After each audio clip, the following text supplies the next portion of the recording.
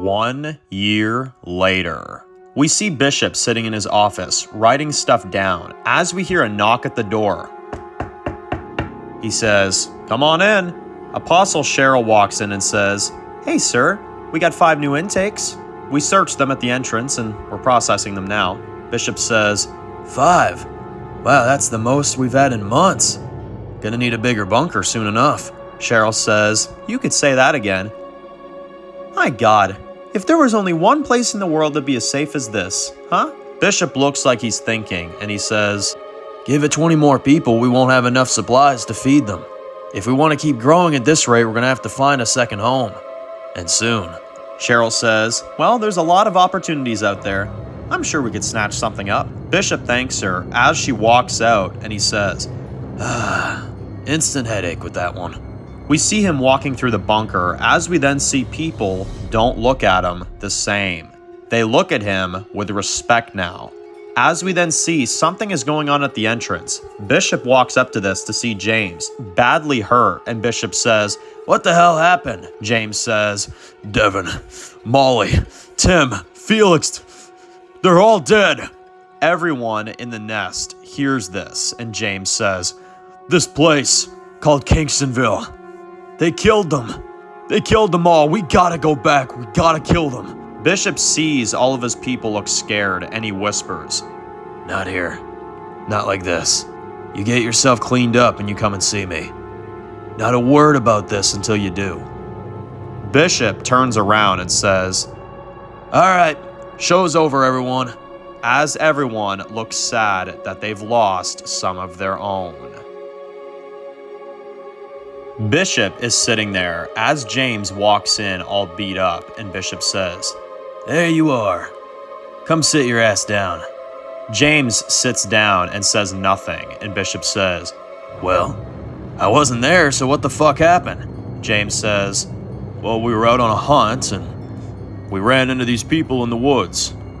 One of them was..." Bishop says, "One of them was what?" James says, "The leader was my brother, Lincoln West." Bishop hears this and looks angry and says, "Lincoln, huh? He was the son of a bitch that burned down that city of all those innocent people." James says, "Oh yeah, he told me about all that. He practically waved it in my fucking face, like as if he was fucking proud of it or something. And even though I tried to make peace with my brother, he just killed everybody. The only reason I'm alive is because he didn't get me in time." Bishop says, "Well, this man's a monster. And I've seen it firsthand, what he does to people.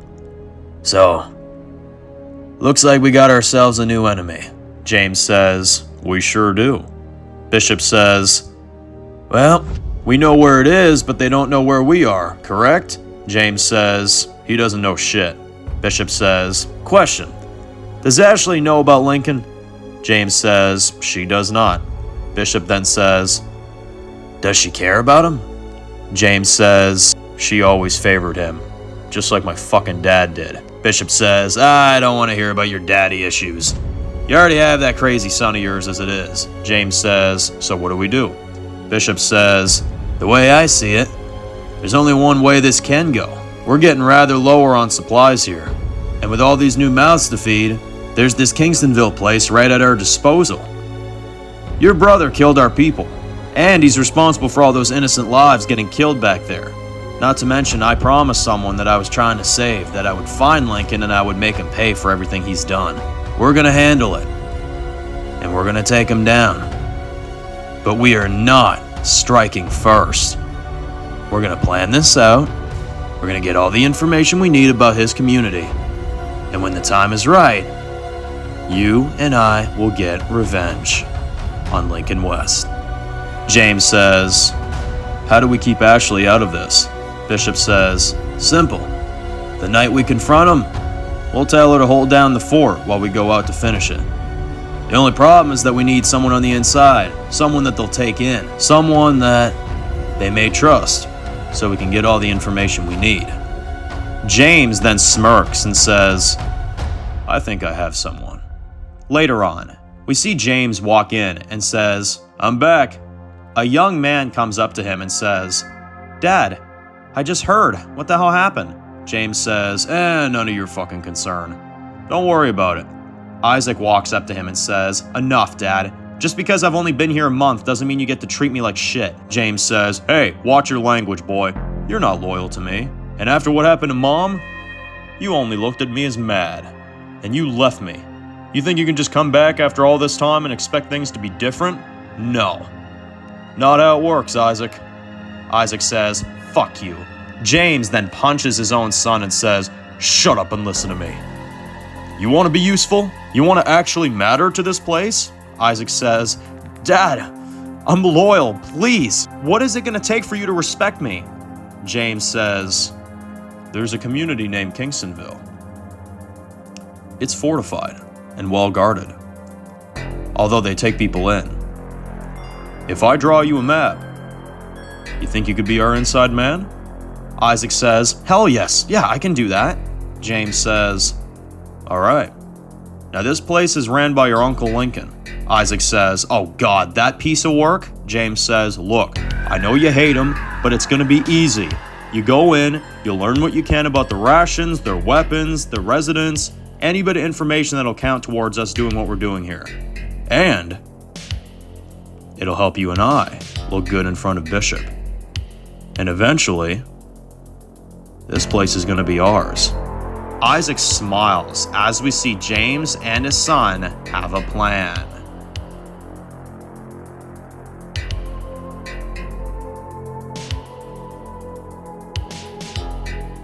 Later that night, we see Isaac walking through the woods as he puts his bag down and takes his mask off, as he looks out to see Kingstonville from far.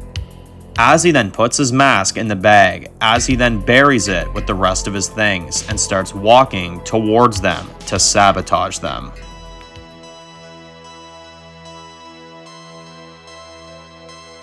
"14 months later, 1 week before Lincoln's death. We see it's the middle of the night. Bishop, James, Ashley, Cheryl, and a group of apostles are out on a hunt, as Bishop says. So you said you saw a camp out here? How many? Ashley says, I don't know. Maybe 15 to 20 of them at least. Bishop says, that's a lot of people. I'm not sure we can spare the supplies. Ashley says, we'll make it work. If they check out, of course. They are standing over the mountains as Bishop pulls out binoculars and looks at them from far and sees a small camp of people that are barely scraping by. Ashley says, what do you think? James says, looks like a bunch of fucking losers to me.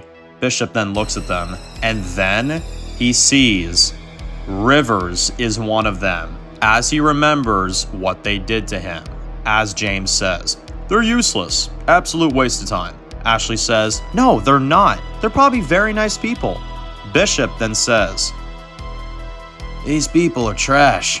They're the ones that took everything I had out there on the road all those years ago. Ashley says, what are you trying to say? Bishop says, what goes around comes around. He smirks and Ashley looks very unsure about this. And then we see Rivers walking through her camp as she walks up to her brother and says, look what I got. We then see she caught some fish and he says, ooh, nice. Gonna be eating good tonight. Rivers says, where's Dad? Vivian speaks up and says, he went out hunting for a bit. Said he'd be back later. Rivers says, all right. Well, we really should. We then hear an explosion as Rivers looks freaked out and everyone starts running for their lives. As Rivers is running through, there is smoke all over the camp. As she is trying to find her brother and the others, she then sees several people with neon masks are going in and killing everyone.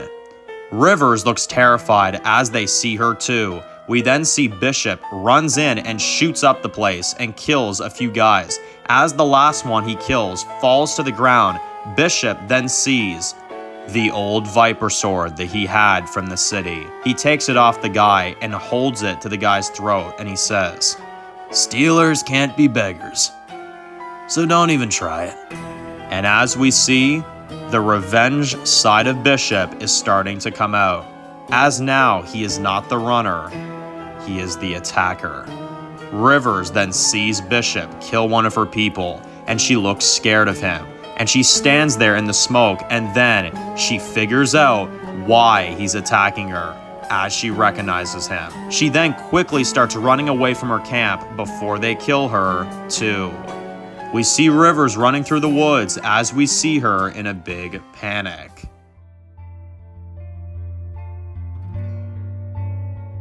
Later on, we then see Bishop looks at James, Ashley, Cheryl, and the others, and he says, This was a test for all of you. Now those people that we just killed, they took something from me. And frankly, I was angry. These people had to die so that they wouldn't do this to anybody else. That is why we did what we did. Now these people that killed 5 of ours last year, we're closing in on them. We're gonna fight back against them, and we're gonna get revenge for what these murderers did. I know you don't like this life. I don't like it either. But it's what we need to do to survive. And as your bishop, I will always keep you safe. That is one promise I will never break. So let's finish up what we did here today. We get revenge on Kingstonville. And then, we become what apostles truly are. We will save people.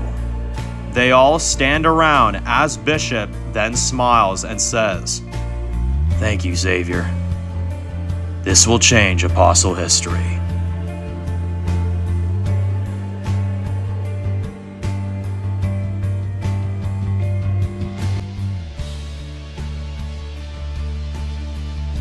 We see Luke and Bishop sitting across from each other as Bishop says, And that's it. That's how I got here. Luke says, That's the biggest load of horseshit I've ever heard. But whatever makes you sleep at night.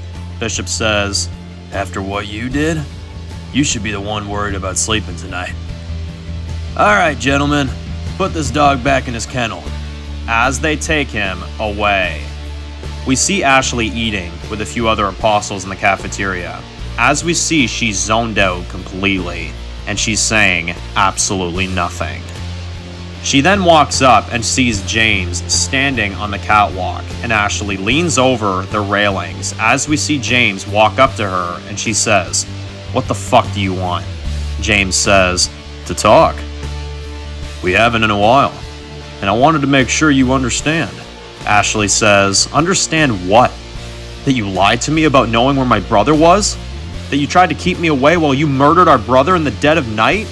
James says, Well, it was a long time coming, and something that needed to be done. Ashley says, Needed to be done. How the fuck do you get to make a call like that? Do you not feel anything about what you did? James says, Of course I do. Satisfaction. Ashley looks horrified by her brother, and she has a tear rolling down her eyes and says, This was never going to stop, wasn't it? This conflict between you and Lincoln ever since you were little? I hoped it would have gotten better, but it consumed you. Like I feared it always would. So you don't have to act like you care. You don't have to let it bother you. Because I realized that I didn't just lose one brother that night. I fucking lost both of them. She starts walking away, and James says, I'm going out for a bit. Got more business to attend to. It appears our little friends have escaped to the city. Patrols have said they saw Dave and his band of fucktards heading towards the city. Want to join or hang back and do nothing like usual? Ashley says, You do what you want. Who knows? Maybe I will come find you. She walks away as they then go their separate ways. Back in Washington, D.C., Rivers and Tom are sitting up on the roof as Tom says, Alright, I'm gonna get me some shut-eye. You good to take watch? Rivers says, Oh yeah, you got it. Thanks again for being so cool earlier. Tom says, It's no problem. Just call me Cool Man Tom. Yeah, that kinda sucks, but it's a working title. Rivers says, Yeah, we'll work on that. Good night, Tom. He then walks away as he walks through the building, making his way downstairs. We then see him looking through old rooms, trying to find a good spot to sleep. As he then picks one, he lays on this mattress, as he then sees an old photo fall to the floor. As he picks it up, he sees it's Ryan's old photo of Amelia. Tom just sits there completely confused as he wonders why that's there. Back at the Apostle Nest, we see Apostles working. We see Bishop sitting at his bar with a small smile on his face. We then see Ashley sitting in her room as she breaks down. This time, she breaks the mirror and takes out her anger on something she can control. We then see Isaac writing stuff down in a book as we see several lines drawn, and it says 24. Showing how many people he's killed. We see James and some apostles standing outside of Washington, D.C., as James says, "A long-awaited slaughtering in the house of 1,000 corpses." As Tom just looks at the photo of Amelia and realizes something big is going on here. As we see Luke in his cell half passed out, he hears someone coming and he says, "Ugh. You assholes were already here long enough today. Are you finally about to just kill me now? Then get it over with, you assholes. Kill me." We then see the person walk up to him and they say, "Why would I do that?" We see it's Ashley and she says, "Can you run?" Luke says, "Yeah." Ashley smirks and says, "Good, because it's time for you and me to hit the road."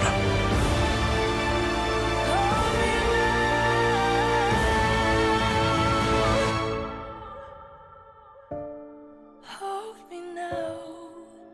I'm 6 feet from the edge, and I'm thinking maybe 6 feet.